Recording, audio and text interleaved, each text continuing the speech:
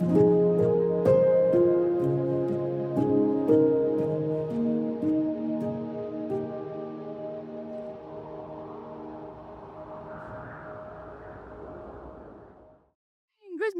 morning, everyone. Welcome so much. Welcome, everyone, with us. This is the Sunday before Passover, before Easter, as you know it.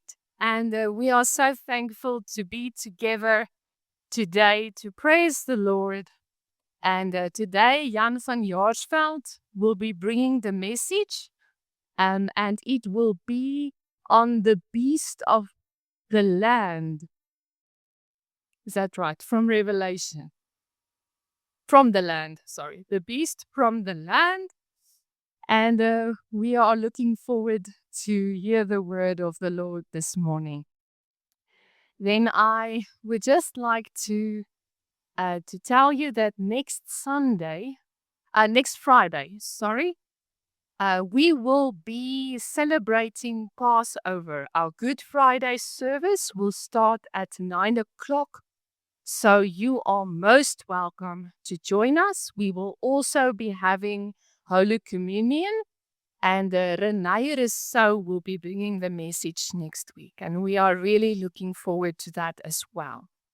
Then on Sunday, 5 April, we will not gather here, but we will join the main church, the main Afrikaans church in the big auditorium. Gary Skinner is an international missionary, and he will be bringing the message, and we will join the Afrikaans church on that day. The service will be in English, and usually those messages are very special. So please come and join us then next Sunday in the big auditorium. Then I just wanted to ask you, let us please pray for Christina. Christina had to go to Zimbabwe last week because her husband and her brother fell sick with malaria. And let us pray for her family because her brother passed away last week. And her husband is improving. Let us please pray for them as a family, and let us pray also for her husband to recover completely. We are also praying for Ezekiel and Agnes's family. Ezekiel is not here this morning, as there's a family member of Agnes, which is really, really ill at the moment. So let's also pray for them. I would like to invite you after our prayer during the worship. You are most welcome to bring your tithes and offerings. We've got boxes here in front, and then our account details is also on the screen. So you are most welcome to also give your offering to the Lord if you want to do it online or in the boxes.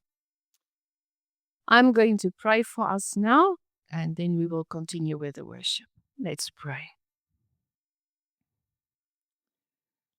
Heavenly Father, Lord Jesus, Holy Spirit, Lord, we want to welcome you here in this place. Lord, we want to honor you.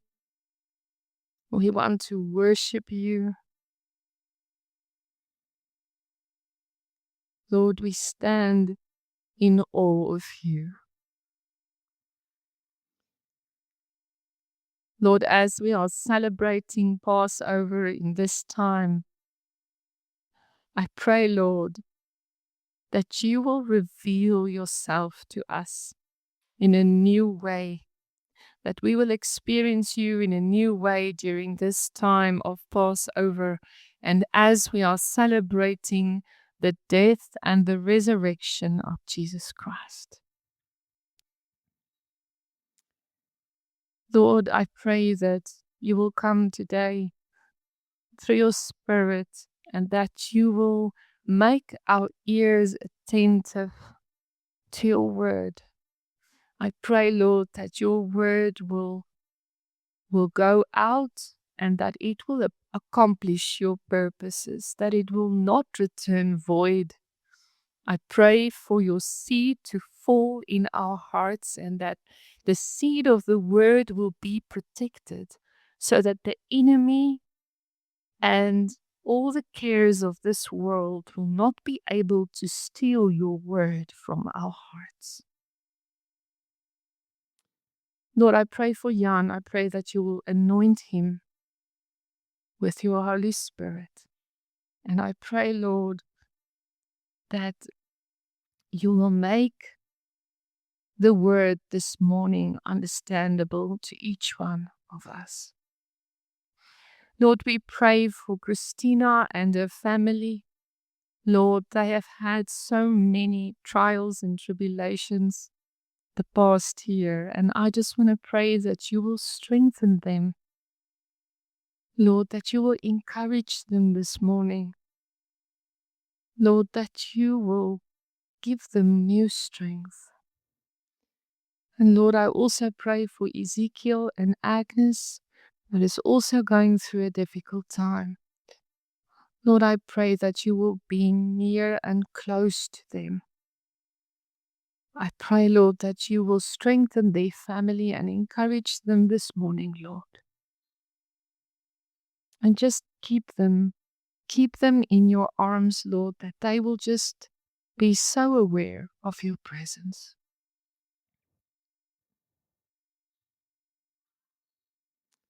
Lord, we give you all the honor and the glory and the praise because it belongs to you. Be exalted, Lord, this morning also in our worship and also with our offerings. We pray this in Jesus' name. Amen. You are most welcome to bring your tithes and offerings, and we will continue with the worship now. Good morning, everyone. Welcome here in our fellowship, especially if you're here for the first time. You are so much welcome. Let us bow our heads because it is in God's presence that we would like to come. Heavenly Father, what an honor to be in your presence. Thank you that in Jesus Christ, our Savior and Lord, we may gather in His name, and we welcome your presence as your word declares that where two or three are gathered in your name, that you are here with us.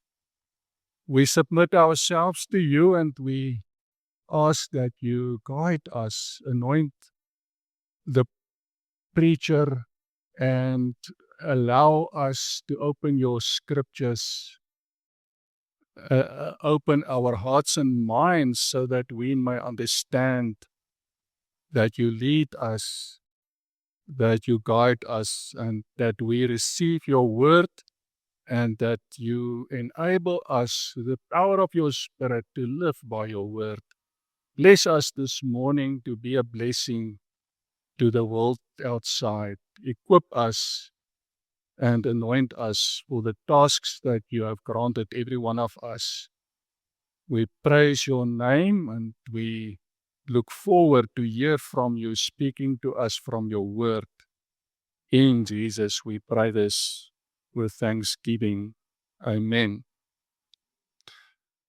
Yes, today we are concluding our series of Bible characters.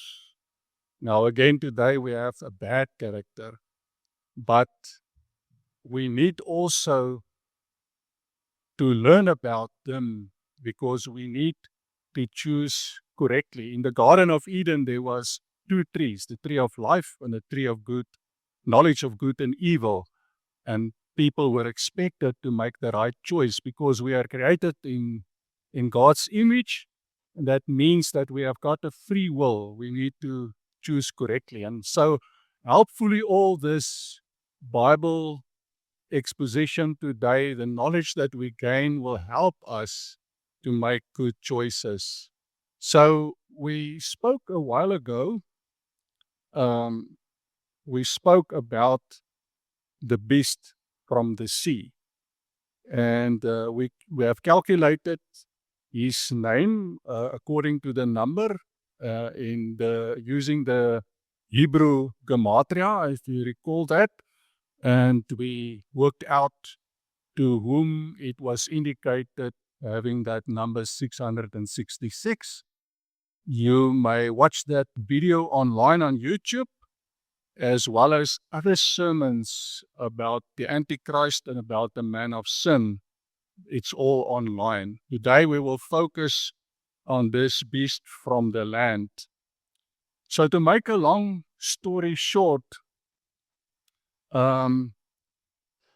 Satan is collaborating with political power structures like governments, world control bodies, ruling systems to abuse people and to even run his evil agenda and to counter God's people.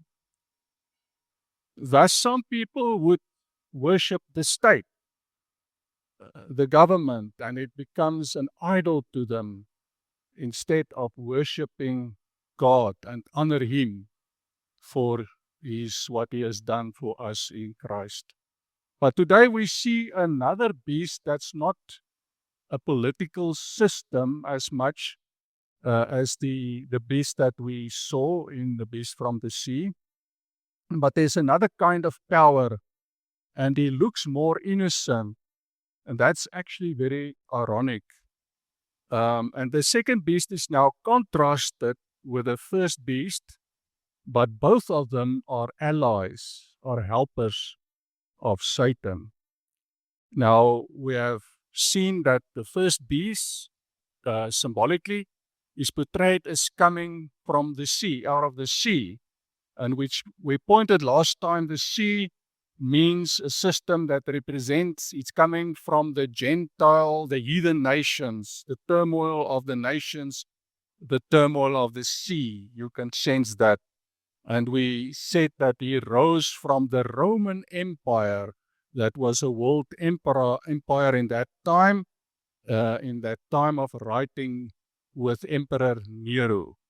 Now, the second beast came symbolically not from the sea, but from the land. Now, the sea is opposed to the land, contrasted to one another. The sea, like we've said, represents all this chaos and turmoil, the forces of the heathen nations. But you can sense the land is stable. The land is like a religious society. The sea in the Old Testament, we referred to last time, all the heathen nations, and the people of God were like the land of Israel, because God had a covenant with his people living in the land of Israel. So with them he had a covenant in order to reach all the nations.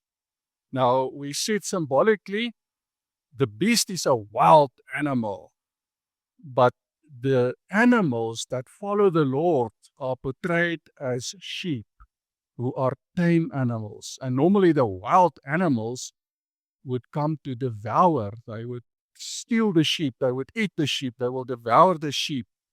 The sheep in the symbol is following the good shepherd, meaning that God's people is following him as the good shepherd that looks after and cares for his sheep. Now, this is a picture. You understand it's a metaphor. It's a picture, and we know that Revelation makes use of this picturesque symbolism. Now, the first beast, we said, is an abusive political power system that seeks to abuse and discriminate against God's people. We would also like now today to see what the Bible says about the second beast that comes from the land, not from the turmoil from the Gentile nations, actually comes from among God's people, and how this symbolism was obtained from the land of Israel. Now, we're going to read a passage now. I just want to say before that, remember in Hebrew there's a word eretz, and in Greek ge. Now, normally it's translated often as earth, but it can also be translated earth of or ground even, or land. And many a time it's better to translate it with land in the context of this image. Sometimes it's better to name it as land. So let's read Revelation 13 from verse 11 to 18, and I made some notes in another color you may see to help us to understand better.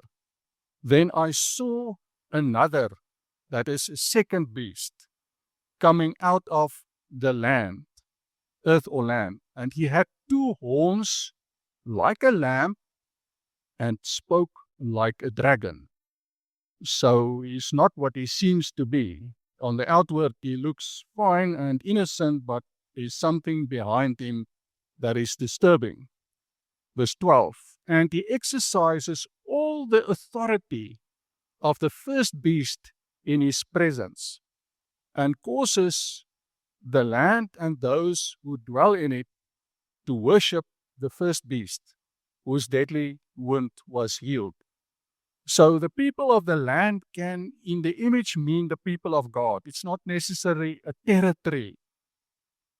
Like sea versus land, the sea is the turmoil of the heathen nations, but the people of the land are religious people, people that are believers. So one can also understand it in that way. So he, the second beast, performs great signs, so that he even makes fire come down from heaven on the earth in the sight of men. And verse 14, the second beast deceives those who dwell on the earth or land. Like I said, it can refer to, he deceives religious people. He deceives people wherever they are that are concerned about serving God. By those signs which he was granted to do in the sight of the beast, telling those who dwell on the earth or land to make an image to the first beast. Now remember, referring to the first beast, the political structure, the abusive power structures. So the second beast is doing signs and supernatural tokens in the sight of the first beast. So it seems like they can work in tandem. They are working together many a time. Okay, so to make an image to the first beast who was wounded by the sword and lived. He, verse 15, the second beast was granted power to give breath to the image of the first beast, that the image of the first beast should both speak and cause as many as would not worship the image of the first beast to be killed. He, the second beast, causes all, both small and great, rich and poor, free and slave, to receive a mark on their right hand or on their foreheads, and that no one may buy or sell or except one who has the mark or the name of the first beast or the number of his name. So the second beast is involved in this whole thing that we spoke about last time, the mark of the beast. Here is wisdom, verse 18. Let him who has understanding calculate the number of the first beast, for it is the number of a man. His number is 666. And if you remember, We did it last time, and if you want to have a look at that sermon, it's online on the YouTube channel. So we can say it pointed to the Roman Emperor Nero, and he was part of that ruling power system, world empire, the Roman Empire. And since then, Satan has been opposing God's kingdom and people, not only with that specific empire, but all empires that are abusive also in our time. All that type of government systems that are abusive and are being used by Satan. And we also then explained what the mark of the beast is last time as well. So we're not going to repeat that today. What we're going to do today is to look at the verses to see how we may identify this second beast. Now, there are 3 more passages that are speaking of this beast. Let's read them first before we're going to speak about it. Revelation 16, verse 13. And I saw 3 unclean spirits like frogs coming out of the mouth of the dragon, Satan, out of the mouth of the first beast, this political power system, and out of the mouth of the false prophet. The second beast seemingly is called here a false prophet. Let's go to the next slide. Revelation 19, verse 20. Again, then the first beast was captured, and with him the false prophet, that's the second beast, who worked signs in his presence, by which he deceived those who received the mark of the first beast and those who worship his image. These 2 beasts were cast alive into the lake of fire burning with brimstone. I just made a note there. Remember, these beasts are not individual persons. They are systems. But there are many people. The systems manifest through people. So what is then also ended up in the lake of fire, of course, these systems are going to perish.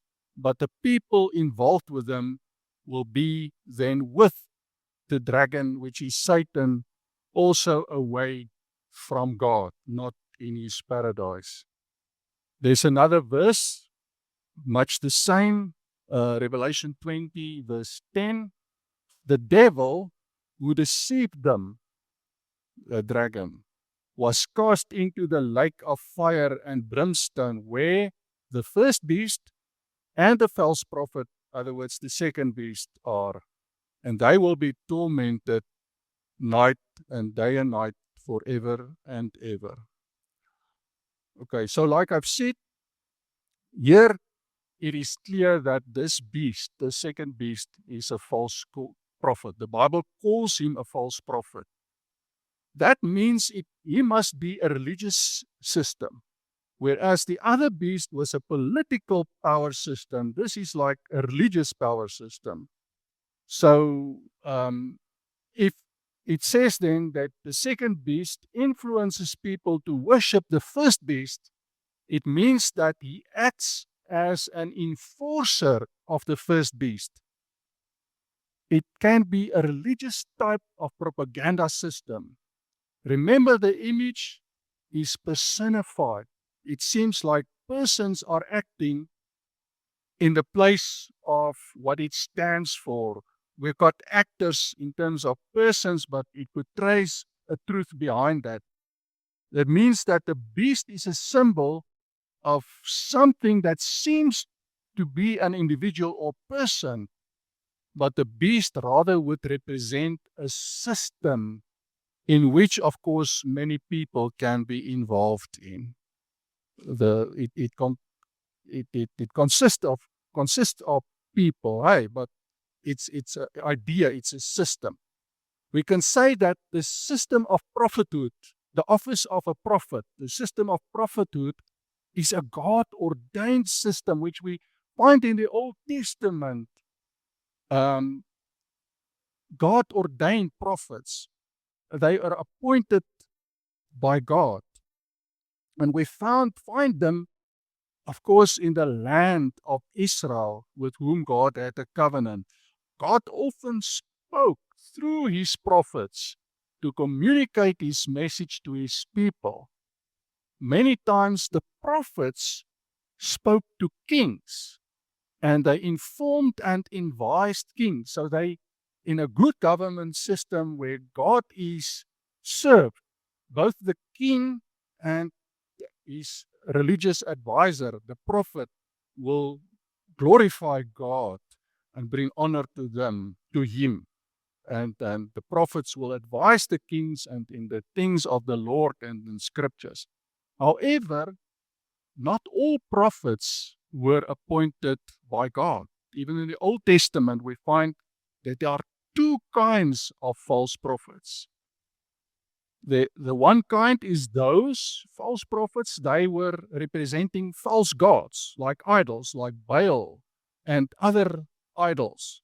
They were not serving the true God. So they were false because they already are involved with the wrong types of gods, not with the true God of Israel. But you also get prophets that serve in their mind the right God, but not in the correct way. In other words, they mislead people, they misguide people, they misrepresent the true God. So you can imagine these two types of false prophets. Now I'm going to do a few examples today, practical examples, in order for us to understand this scripture very well. Let's go. We see in the Bible the history of Elijah, the prophet Elijah, and how he exposed the prophets of Baal, the idol. Those were false prophets that misled the people into serving Baal, a false god. And that was in the time of Ahab. Ahab was the king of Israel, and his wife was Jezebel. And those false prophets advised King Ahab. And here the king Ahab, his wife, and the ruling party, if you can call it that, like the beast that we see, the first beast, they worked together with the false prophets, serving false gods, misleading the people. So we know in history that Queen Jezebel went out to kill the prophets of Yahweh, of God, the true God. And she came, if you check the history, she came from a Gentile nation. She was a Phoenician princess. And she brought Baal worship, this idol Baal, into Israel as a false religion. So in the imagery of Revelation 13 that we are dealing with here, the government of Ahab and Jezebel was like the first beast. And the Baal religion linked to them was like the second beast. And that was in the land of Israel in the Old Testament, where Satan got his idea as getting help from when he stand there on the seashore. So like I've said, the worship of the true God was a covenant, an agreement that God had with the land of Israel from the earliest times. And it's also then in the Old Testament, in the Bible, that we encounter those false prophets that even Moses spoke of them. I just mentioned one example. There are many examples. Now, this forms the backdrop of the symbolism, the type and shadow of the symbolism in the New Testament, in early Christianity, that the false prophet system was invented by Satan to make war against the saints, against us as believers. And we might even think of the time when Jesus was on earth with his 12 disciples. And we can look at and see how the religious leaders in Jerusalem, like the Sanhedrin, the scribes, the Pharisees, those were religious people, religious guys who were false prophets as well. And they killed Jesus and they persecuted the apostles and the church. Can you see how the religious system can be seen in the land of Israel? And that is sad. It was supposed God ordained this system of government and prophethood to serve God and to serve his people and to connect the people of the old covenant with God. But it seems like Satan saw something and he came to hijack the system. So the land was supposed where people thrive because of good shepherds, good religious leaders, there's safety, and the people can thrive. It's a safe haven. The land would be safe, not the sea out there. The sea was to be reached by the land, the people of the land, to conquer the Gentile nations. But because they use religion, these beasts, to mislead people and had an abusive rule through the Sanhedrin, through the religious leaders, they were false prophets. They didn't recognize the Messiah when Jesus came. They didn't recognize he's the anointed one, the promised Messiah from God, because they were not serving the true God. The religious beast then exercised authority on behalf of the political beast. You can look and think clearly and deeply about that. Satan is the one that empowers the political beast. And through the political beast, the second beast, the false prophet, gains power as well because he's authorized by the first beast. Now let's look more closely to the second beast. What we read is that he looks like a lamb. He's got the attributes of a lamb. What does this mean? It means this beast mimics the true Lamb of God. We know the Lamb of God is a symbol for Jesus. Why?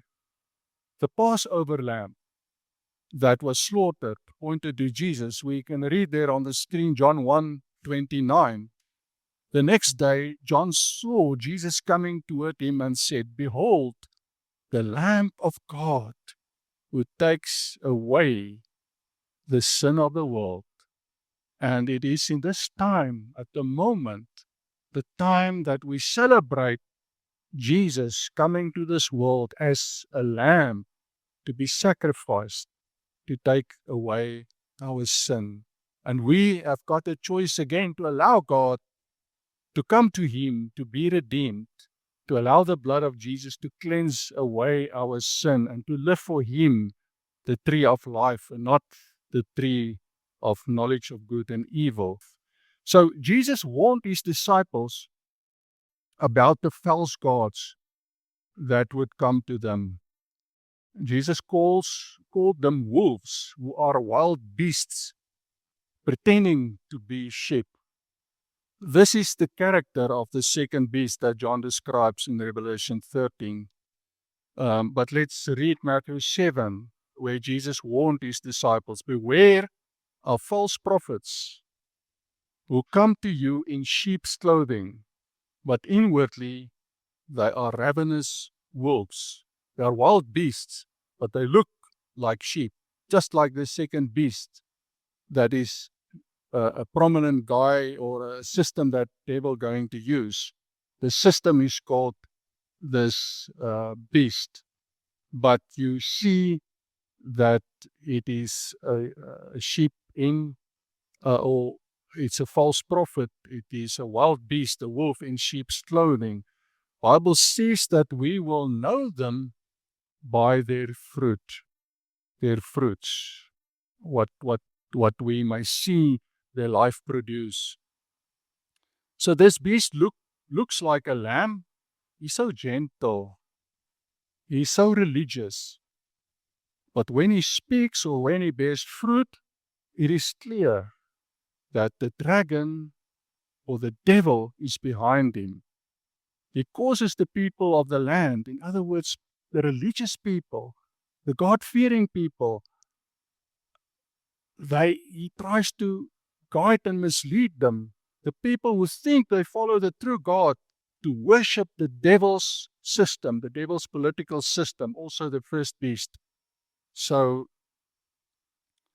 Revelation 13:13 again, we also see he performs great signs so that he even makes fire come down from heaven on earth in the sight of men. And how this supernatural power can be sometimes misleading. We can think, I'm quickly just thinking in our own time in African culture, Sangoma people, witchcraft, witch doctors. They are working sometimes with governments that are evil to also bring supernatural powers. And people are amazed and impressed by that. We need to test every person, whether it is from God or not, this thing that he does, because God can do wonderful things today. He can heal people, he can touch people, but we need to distinguish when it's from God and when it's from the enemy. So this idea from the fire that comes down from heaven, it reminds of the prophet Elijah. Remember, we told about the time of King Ahab and how he exposed the false prophets. And we know also God used him to order fire from heaven when he challenged them there on the mountain. Now the false prophets also now try to mimic the true prophet by doing things supernaturally. This is just a symbol of portraying any kind of supernatural thing, not always literally fire from heaven. He's described in doing these supernatural powers and signs to validate the authority of the first beast. So he's linked to this political system, to this evil government system. And he gives credibility to this evil government system. I'm going to show some examples as well, specifically. Let's think of the time when John received this vision on Patmos, the time of Revelation 13, the time of Emperor Nero of the Roman Empire. And that can refer to that time as a first example of how this beast can operate. And we know that at that time in that society, there was what we called the emperors were worshipped as human beings. They put themselves on the level of gods, the Greek gods, the Roman gods. And it's called that what the emperor cult or the imperial cult. It's a religion that originated supporting the Roman and evil government of that time. Now that forms a backdrop for the future as well. So Christians and citizens, everyone living in the Roman Empire was compelled to worship the emperor as a god. Many a time it was already an emperor that previously had lived, not the current one necessarily, but there was a cult in worshiping emperors, almost like ancestor worship is another kind, an example of the second beast. There are many examples, so maybe sometimes we will step on toes. But there was fire from heaven that was a symbol, and it can also just mean an overwhelming power and glory of the state. It's not necessarily, like magic. Sometimes it can be magic, but it gives power to the government, to the state. It can be tricks, it can be magic. Pagan priests brought those kind of things in the time of the Roman Empire as well. And he deceives those who, we have read it, let's read it again, who dwell on the land by those signs which he was granted to do in the sight of the first beast, telling those who dwell on the land to make an image of the first beast who was wounded by the sword and lived. Now, last time we explained to you that this wounded by the sword and lived was when Roman Emperor Nero committed suicide, how there were a follow-up and a struggle between many emperors and committing suicide and murdering one another, how that was the deadly wound on this one head. We explained that, and that deadly wound was healed. So about the fourth or fifth guy after Nero then got to power, and then the empire continued. And after that healing that I've explained, we've found the imperial cult manifested more and more. To preserve the Roman Empire, they used more and more of this religious activity, this cult, this imperial cult, to save face for the Roman Empire. And sometimes literal images and statues were erected to be worshipped. So let's look into Revelation in this time of the book of Revelation, how the second beast was seen working in tandem with the first beast as an ally of Satan. If you're patient, we're going to apply it to our time as well a little bit later. We're first going to see in history the first manifestations of those beasts so that we can understand how they are how they possibly can run in our time as well. So let's see how a false religion may operate in that time of the new covenant, when Christianity started, when Jesus installed the new covenant, in the surrounding just after that, when the apostles went out, make disciples, and when Christianity spread throughout the world. So we find that Emperor Nero, he killed many Christians. We told about the fire that he started in Rome and how he was part of the first beast and that whole government system. And also Israel as a country was under the Roman Empire. Now they also then, like I said, they had a state religion, this Roman Empire. And during the reign of Emperor Nero, the official religion, there was official religion of the state, and that was they served many gods. Its fancy word is polytheistic, serving many gods, and their worship surrounded a lot of gods. And Jupiter was maybe the main god in the one case. Specifically was the Greek god Apollo worshipped by Nero himself. So there was this imperial cult where they also worshipped then the emperor as a divine being. So you can see, and I will share how it impacted the church at that time. So the imperial cult meant that the Roman emperors were considered holders of a divine spirit, and they demanded respect. And many times people had to worship their images, and that worship was compulsory. If you were living in that state, you didn't have a choice. You may imagine the challenge it posed for Christians. That's why this prophecy is in Revelation, to prepare Christians and to warn them about what was coming then. But it's not only for them, it also applies to us today. So the citizens that didn't comply to worship those statues and idols and emperors, they were persecuted, they were discriminated against. And that also the imagery that we spoke about last time, not to buy and sell. We said that's any time of discrimination, any kind of discrimination that happened most of the time then. I'm going to take you through a few slides just to show you how it looked like in that time. A few slides, and then we will continue and go beyond that time also to our time. So this slide, it says there on February 22, in the year 303 after Christ, the Emperor Diocletian launched a savage persecution against Christianity, destroying churches and burning the scriptures.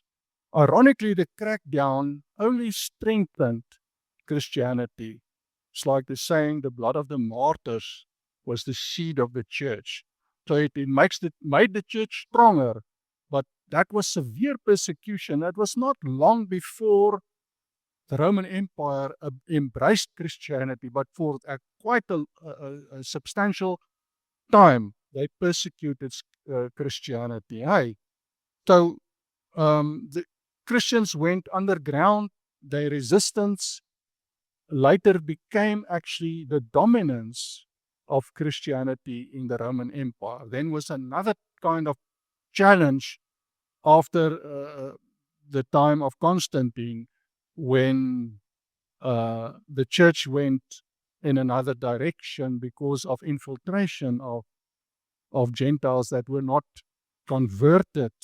But at this time, that was the persecution. Let's look at the next slide. You can see the emperor cult, the statues, the images, and they were then to bring worship to the first beast, which is the political system, which is the Roman Empire at that time. You can see there the emperor cult was that was the state religion connected to the political rule of that time. You can see there also, if you read there, Divas had become a god, Deus, a full god. So there's a statue, the dead emperors who were worshipped as gods. Now that's a wrong religion, and people pointing to that are false prophets. That's part of the second beast system. The emperor cult is state religion. There it is portrayed. And then you can even see that statue is called the Dia Roma, that is goddess Rome, is the divine personification of the city of Rome and the Roman state. You can see that's a statue, that's an image of the first beast. That's the second beast as a religious cult to be worshipped, to bring worship to the first beast. There we, in the time of Domitian, after Nero committed suicide, there were a few guys that were not that severe against Christians, but the first guy after Nero that persecuted Christians very, very much was Domitian. Now, Domitian had temples. Here on the slide, there's the ruins. It's today, if you go to Turkey, you'll find that ruins. You can see the statues even also there, the images. That's in Ephesus in Turkey, and that came from the 1st century. In other words, in the time that the revelation was revealed on Patmos to John, to Apostle John, this temple existed in that time. And the temple there was of the cult of Emperor Domitian. Actually, Domitian was slightly later, than about 14 years later, after the vision was given to John. But John was still living when in Ephesus when this temple was there. The next slide is the same Domitian temple in Ephesus. That's just the artist, because the first one is just ruins. That's how it looks today, but this is how it's portrayed. It might have looked in that time.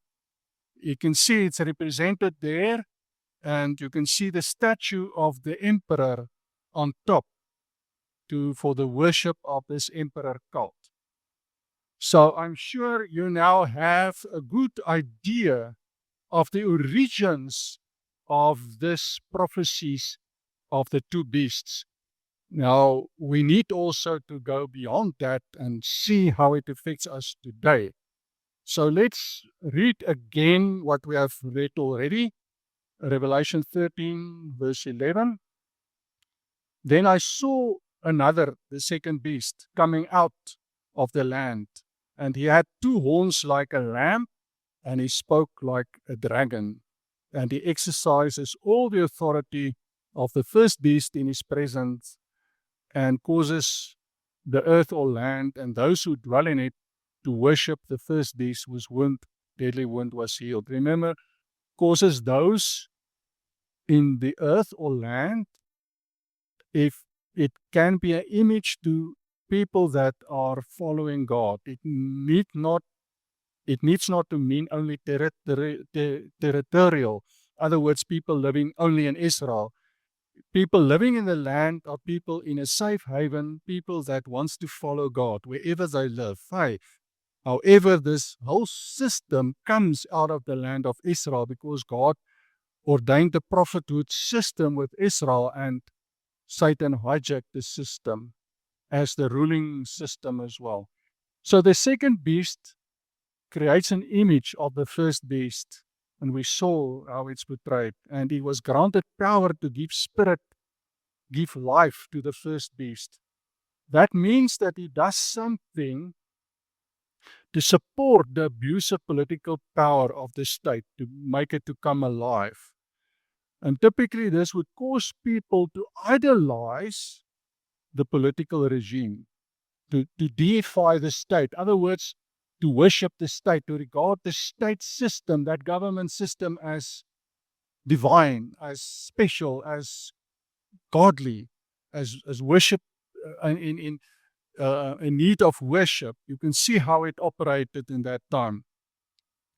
That means if you idolize the state and government, even today we can do that, you will make an idol of the state in your mind, but you won't sacrifice for God. For instance, people may want to send their, their children to go and fight in a war against another country, but they would not want to send them to the mission field to serve God. You can make an idol of a state by putting it above God. Any country, any government, we can do that today as well. It doesn't need to be in such an extreme way as we portrayed it here and the time of the Roman Empire.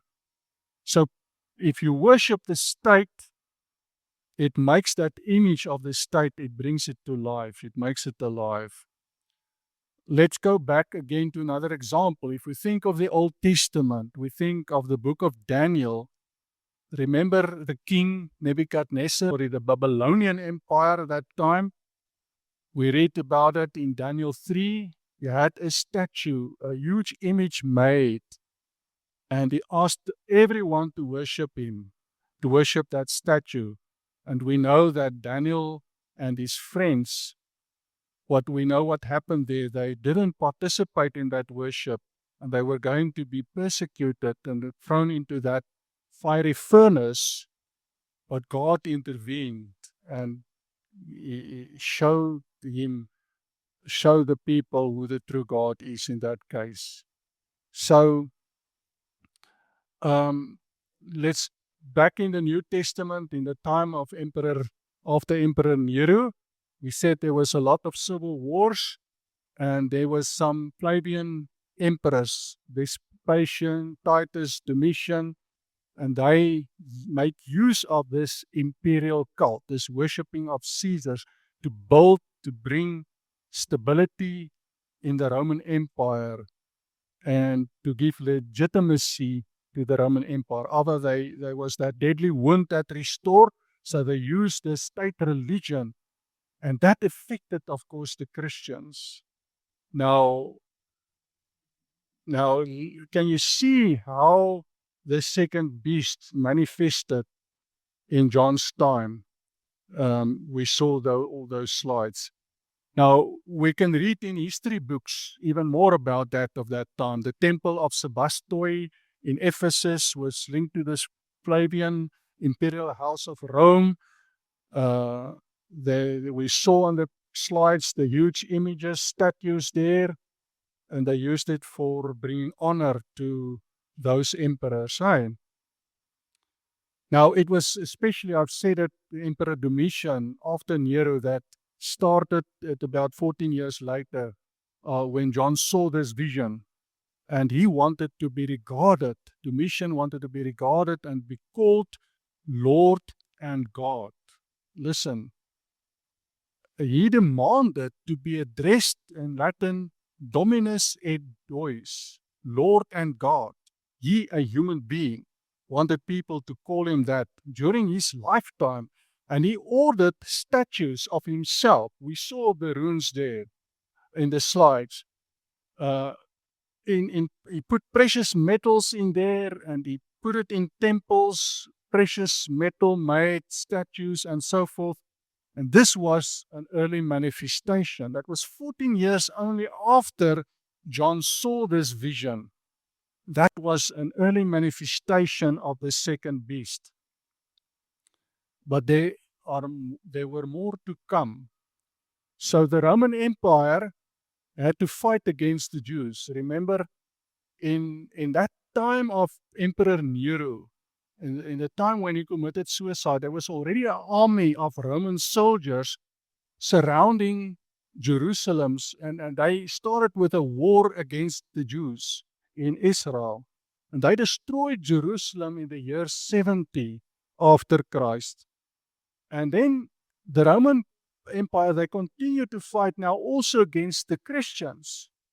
They thought in their thinking that the Christians, by serving one God, make their gods to be angry, not submitting to the emperor cult, because the Christians refused to worship these emperors, to bow before the statues, as was in the time of Daniel and the statue, the image of King Nebuchadnezzar.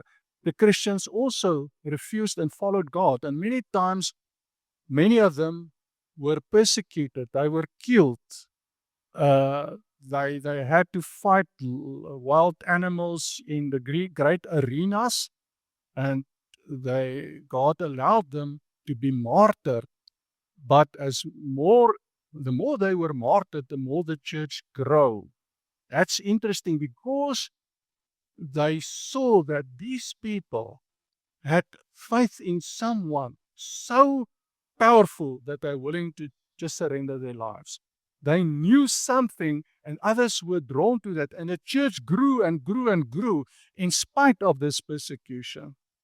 Now let's go now to our time, more recent times. There are many examples. I'm going to lift out two extreme examples, but you can have many, many more, and many are not as extreme as the ones that I show you. This whole system in modern and more recent times. Adolf Hitler, he was the leader of the Nazi Party who transformed Germany into a fascist dictatorship.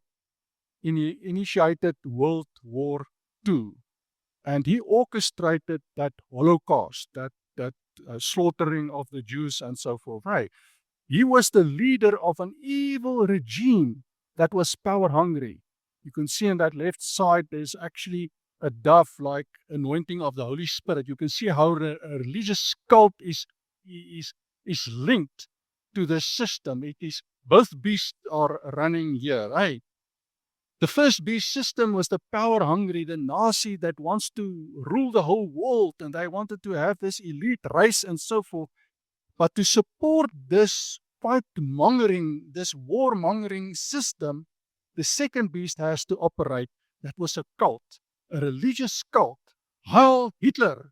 He was the person, the Messiah that had to be worshipped to get people to fight these wars that he proposed. You can now see clearly how the two beasts worked in tandem. Now, the ideology of the Hitler system was combined. That was anti-Semitism. They hated the Jews. Extreme nationalism, a desire of racial purification. That was a worship system, a religious system. Millions of Germans were misled by this. It was a constructed cult of personality, the person of the Führer, Adolf Hitler. A relentless propaganda, the religious propaganda, the second beast pointing to the first beast, the government system, and overwhelming desire for national resurgence, for this nation, this special nation, blue-eyed, fair-haired, special race of people. They linked it to God, a God-ordained system in their mind. But it wasn't from God. It was the second beast, the false prophet with his lies. State power wants to rule, to conquer, and to control. That was the manifestation of the first beast of Revelation 13. And this ideology was like a religious worship and a manifestation of the second beast. You can see, look there. There's a book, Hitler's Cross, that swastika was molded on the cross of Christ to mislead people, the false prophet. And you see the lamb that is looking like a lamb, but is speaking like a dragon. I created a demigod. Look what happened. So Hitler's ideology was not merely accepted. You have to create this religion, this political religion in Germany. They call it the Führer myth, the cult of personality, the Führer or leader. The Führer means the German word for leader. The leader, he's the important, he's the Christ, he's the God. This was the fundamental Nazi belief that the Führer's word is above all written law. That is important. We worship that. And that was infallible. People were taught to believe Hitler was sent by God to save Germany. And the Heil Hitler salute became an omnipresent daily greeting. All people greeted one another. Let's go back. You can see the previous slide. Those guys at the right-hand bottom corner, they worship the Hitler. They worship this person as in a religious system. That is the second beast combined with the first beast. And he was then worshipped as this messianic, this religious figure, separated from the party. And if things went wrong, they thought, okay, because if only the Führer knew, as he was not involved with that. He was like a godly person. So this result was an evil partnership between the first and the second beast. It had both then political, the first beast, and religious power, the second beast. And they murdered a lot of people. Now, we know, you can read the testimony of Dietrich Bonhoeffer, a Christian that stood up against the system. And he actually went back to Germany to lay down his life. And he was arrested by the Gestapo, that's the military police of Germany. And he was imprisoned and he was executed. He became a martyr because then he couldn't buy or sell. That is the imagery of discrimination. He was discriminated against. Now, like I said, there are many examples, but I'm going to do a current one that are happening right at the moment. And I'm not going to say that's the only one. There are many even running at the moment, but this is an extreme one that is in the news. And let's just speak about that. What is happening in Iran? Now, I'm not saying other governments are okay. I can't do all the governments. I'm not going to speak this and the other government. This one is an extreme example that illustrate what we are telling to do. I'm not picking sides of anything. I'm just portraying something like the previous one. That was what is wrong. And I can say this, what is happening in Iran? I don't need to tell you. There's a regime, the Islamic Republic of Iran. It is a manifestation. That rule is a manifestation of the first beast. But they also created a theocratic system. It was established in 1979. They called it, there was a revolution, they called it the Islamic Revolutionary Guard Corps, the IRGC. It's an elite military, political and economically backbone of Iran's regime. And they were linked to the theocracy, to a religious system as well. Now, this Revolutionary Guard is connected to the Shia Islam religion. It's the two beasts are really connected.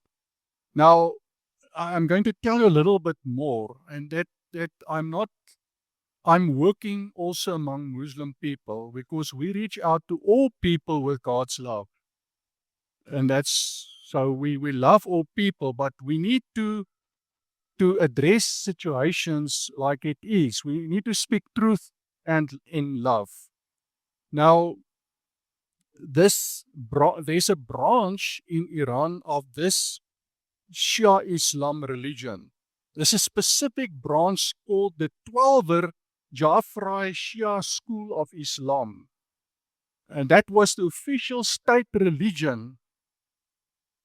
So there's an official state religion, that name that I just mentioned, a specific branch of Shia Islam. Now there's many branches, the bigger branches like Sunnis and Shias, but this Twelver Jafri Shia School of Islam has got a specific belief. I'm going to share a little bit of that. So according to Revelation 13, this religion is then the second beast, the false prophet, a manifestation of the second beast, of course. Hey, now the state Iran opposed Christianity, and it's involved in lots of deeds of terror. Now that is the military is the manifestation of the first beast, but it's linked to the religious activity, the branch of Islam of the second beast. Now listen to this. They believe in their tradition, in their 12er Shia theology, they believe that the 12th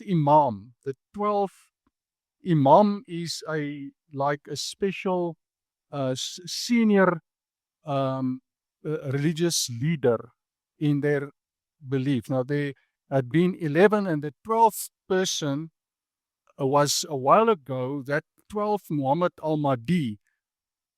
They believe that he has gone behind the scenes. He entered a state of divine occultation. So you can see they believe this human being has got special divine powers and authority. Can you see the fire coming down from heaven idea thing here? And that happened already in the 9th century. But they believe this guy, this Mahdi, will return one day. That is a sort of Messiah expectation at the end of times, a religious Messiah. But this was made in the thoughts of people. That is not coming from God. It's not revealed in Scripture to us. That is their ideas in a false prophecy environment. Now, this Mahdi is expected to come and to bring about worldwide peace, justice, and peace. This Mahdi person. But what do they believe about him? They believe in order for this Mahdi person, this Messiah, to appear, they believe the land of Israel today, the state of Israel today, is hindering this Mahdi. Now, whether they regard Israel as being good or bad, immaterial, that's a religious belief. They must wipe out Israel for this guy to come back. Can you understand what is at the root of this war? And it's sad, because on both sides people are suffering. But this is a false prophet running, linked to the state, to the government. And that cause, they believe that this Mahdi figure, when he can only come when there's chaos and war. Therefore, they actually want war, because in their false beliefs of what their false prophecy says. Can you see how the devil is at work here? Because this is the second beast working with the first beast of Revelation. And what they do, this is an extreme case, but it's steal, destroy, murder. That is what the thief came to do, to steal away the sheep from the Lord. So there are many examples. Like I've said, I'm not going to elaborate on more of these extreme examples. But we need to, as a church, also bring this idea closer at home. Because it's not outside, not all the severe extreme cases that we can think of and say, yeah, we can recognize that. Remember, Satan is not only coming as a roaring lion, he comes also proposing as an angel of light. Okay, so let's go and read more subtle situations that may arise that are closely related when those two beasts can even come in our church environment. And we as churches can operate instead of being a body of Christ, loving and truth, worshiping the true God, following scriptures in the true way. Churches can operate as organizations, as institutions. There can be somewhat church political power inside. There can be wrong interpretations of scriptures. The false prophet can even enter an evangelical church and being a wolf in sheep's clothing. And let's read. We are almost done, but we need to speak about this as well. Let's read what the scripture says and how we can bring these two beasts closer to home. Deuteronomy 13, verse 1 to 4. If there now, it's Moses is writing to us from the Lord, if there arises among you a prophet or a dreamer of dreams, and he gives you a sign or a wonder, a prophet that gives you a sign or a wonder, and the sign or the wonder comes to pass. Wow, this looks like a true prophet. He can let fire down from heaven. But listen, of which he spoke to you, saying, let us go after other gods. Or he speaks like a dragon. He performs miracles like a prophet, but he speaks like a dragon. This is in Deuteronomy already. Hey? God is warning us. Okay, so other gods which you have not known, and let us serve them. Wow. You shall not listen to the words of that prophet, even if he can allow fire from heaven to come down. He looks like a lamb, but he speaks like a dragon. For the Lord your God is testing you. Like there were two trees in the Garden of Eden. The tree that was the tree of life, the center, and that our life should be centered around the tree of life, which is the Word of God. The other tree, just a little bit aside, own religions, knowledge of good and evil that doesn't come from God. That's human decisions, what is good and bad, because people that has the last word and not following God's word. So this is a misleading prophet. The Lord God was testing Adam and Eve. They failed the test. We are being tested all the time today. Are we going to fail, or are we going to follow the Lord and eat from the tree of life? So God is testing you to know whether you love the Lord your God with all your heart and all your soul. You shall walk after the Lord your God and fear him and keep his commandments and obey his voice. You shall serve him and hold fast to him. You know, if we do that with our whole heart and our whole love, we'll follow the right God. We'll eat from the tree of life, and not be misled by these false prophets. Now, so can you see that through supernatural powers and signs involved, people in the church can be misled? Satan exercises occultic powers. We shouldn't be fooled. If we love the Lord our God, we'll treat his word with respect and responsibility.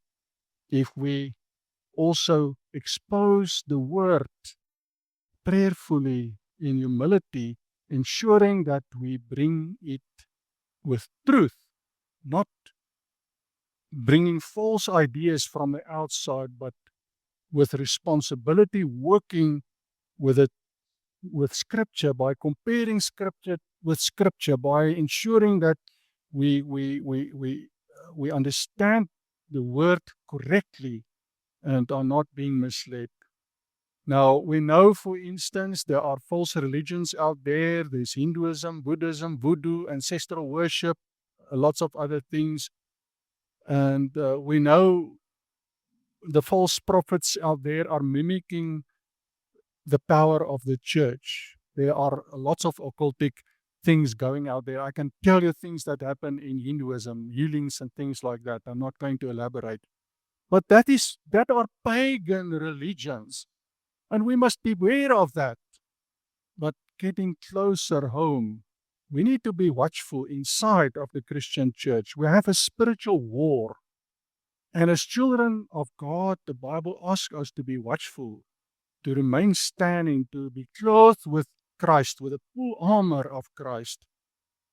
A Christian church can become a mere institution, an outward organization, with church politics running galore, with activities as habits and traditions and rituals can become like the second beast. Hey, Satan is busy with a warfare against the church. Let me take you again to the Bible.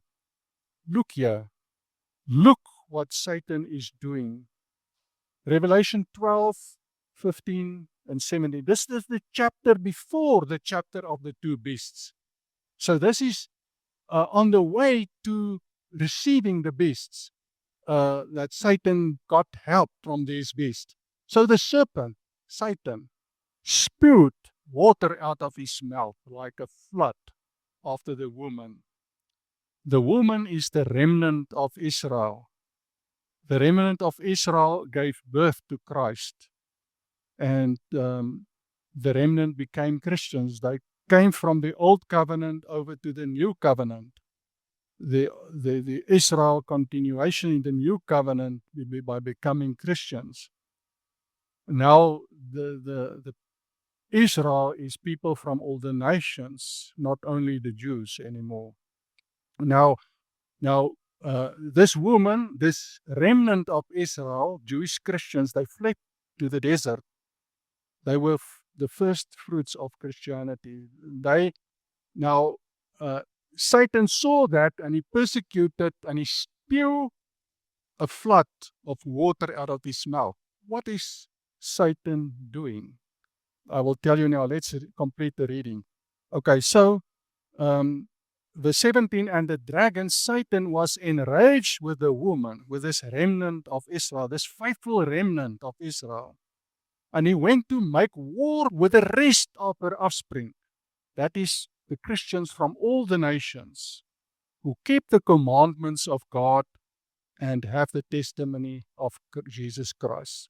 Okay, so Satan was starting this war first against the remnant of Israel, the first Christians, and then all the other Christians from all the other nations. But look at his method. He spewed water out of his mouth.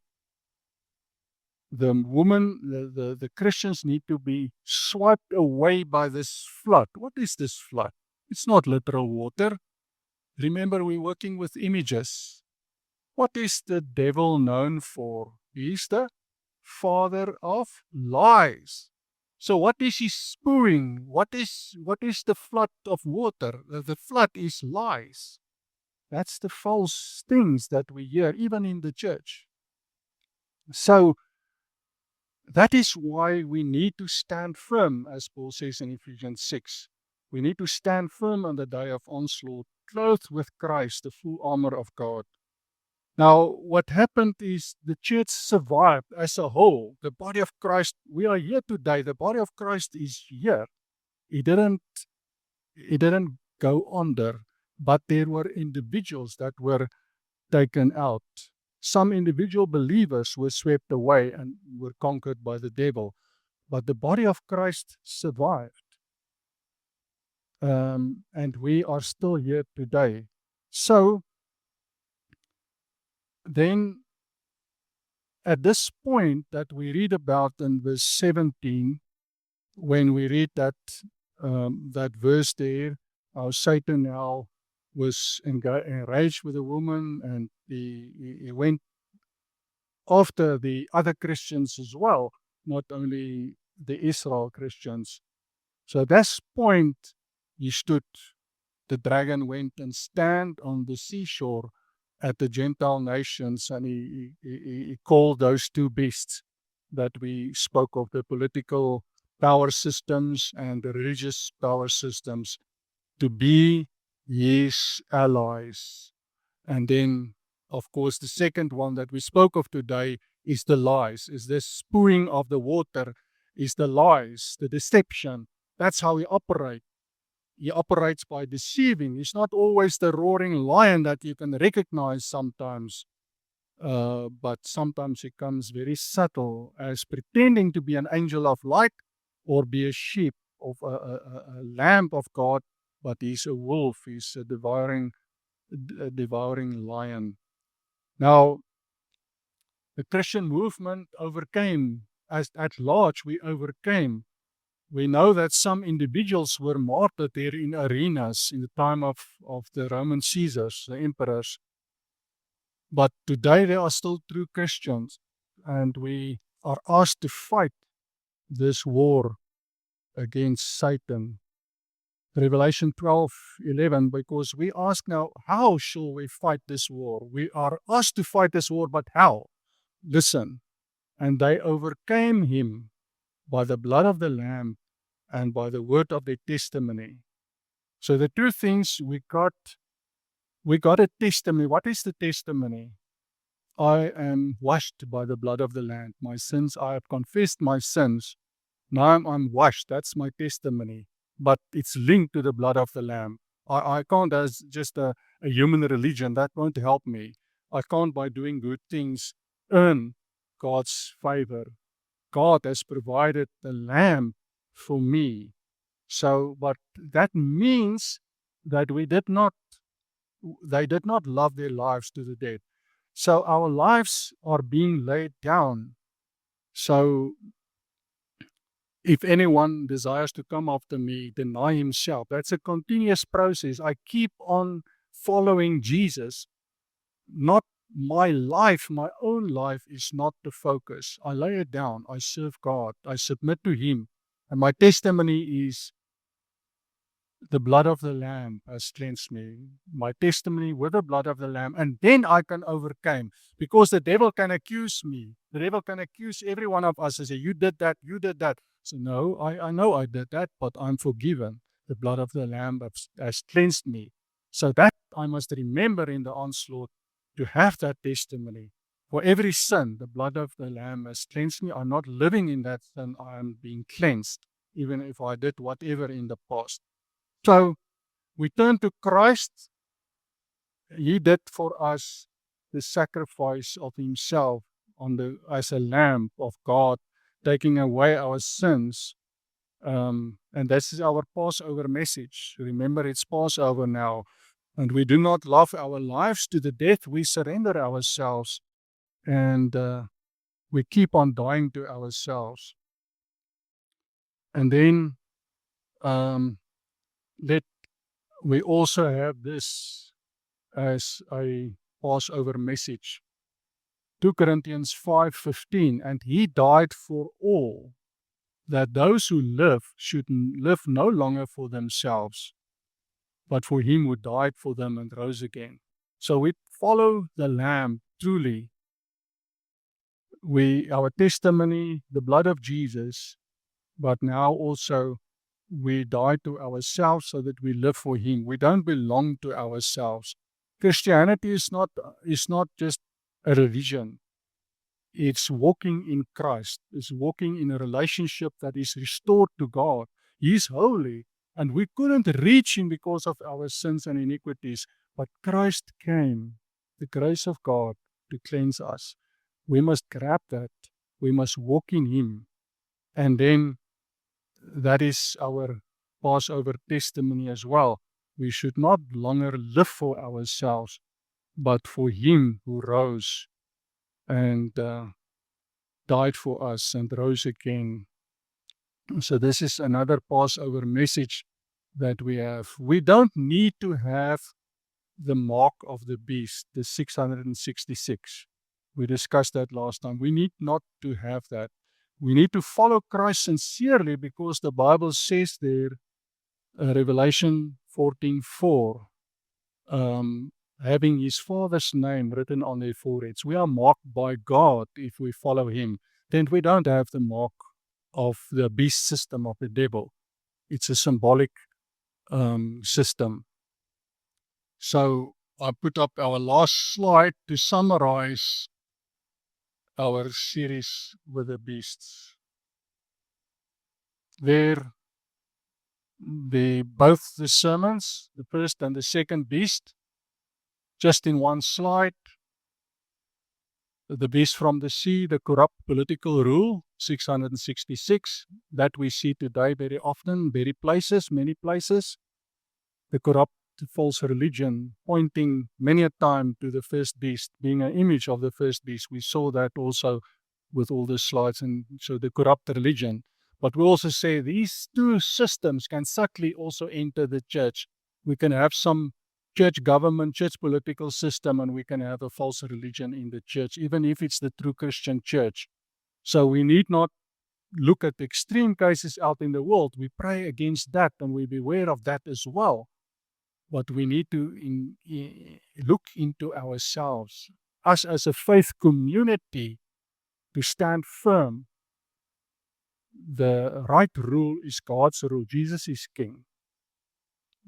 The right religion is the living word of God that I'm fed. Jesus said on earth while he was here, my words give life. We need to eat his words. We need to study his words. We need to remain faithful in scriptures. We need to expose scriptures with the right source from the Holy Spirit, being led by him, making an effort to study his word so that we worship the true Lamb of God who takes away the sin of the world. Amen.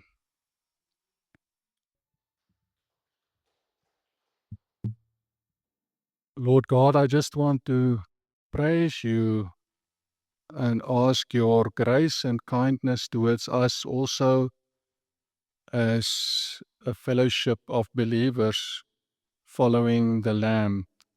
Grant us your grace and the wisdom and the truth and love that we need. We thank you that you are with us and that you are opening your word for us and bring us to understanding, and we worship you for that. I want to bless the congregation now and ask that your Spirit would anoint every one of us as we speak out the benediction. Now, may the God who seeks worshippers in spirit and in truth strengthen your hearts. May you not be deceived by an empty form of godliness that denies its power, but instead walk in the pure and undefiled religion of serving the vulnerable, practicing justice, and keeping yourselves unstained by the selfishness of this world. Go forth, knowing that a true faith is not in outward show, but in love that acts in mercy that forgives. And the blessing of God Almighty, the Father, the Son, and the Holy Spirit be upon you and remain with you, that your lives may reflect His light this day and forevermore. Amen.